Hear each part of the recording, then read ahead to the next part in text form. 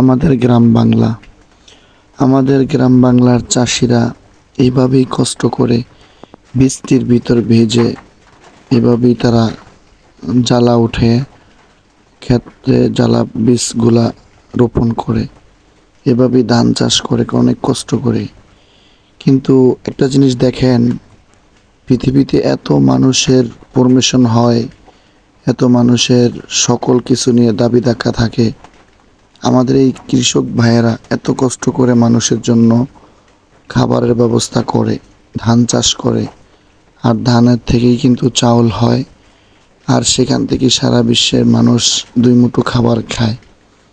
তো এই কৃষক ভাইদের জন্য আজও পর্যন্ত কেউ কোনো কথা বললেন না যে কৃষক ভাইদের এত পরিশ্রম করে ধান চাষ করার পরে ধানের দাম থাকে না, বা বর্তমান কীটনাশকের দাম এত বেশি, সার ওষুধের দাম এত বেশি। এইভাবে এক সময় দেখা যাবে যে কৃষকরা দেশ থেকে যখন কমে যাবে, চাষ করা কমে যাবে, তখন হয়তো খাবারের ভিতরে ভেজাল বা খাবার পাওয়া অনেক কঠিন হয়ে যাবে।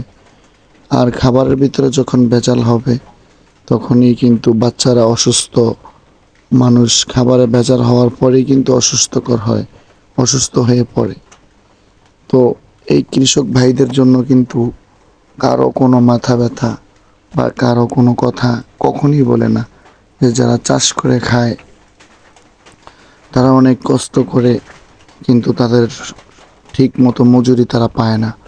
মাঝখান থেকে যারা চাউলের ব্যবসা করে বা ধান মোকামি করে, যারা ব্যাপারী, তারা কৃষকদের কাছ থেকে অল্প দামে কিনে, তারা কিন্তু একসময় বেশ লাভবান হয় এবং তারা কিন্তু অনেক টাকা ব্যয় করে। তো আমরা কৃষকদের প্রতি সম্মান শ্রদ্ধা করব সবাই, এবং এই কৃষকদেরকে বাঁচিয়ে রাখার চেষ্টা করব। আমার কথায় যদি কষ্ট পান মাফ করবেন। আল্লাহ হাফেজ।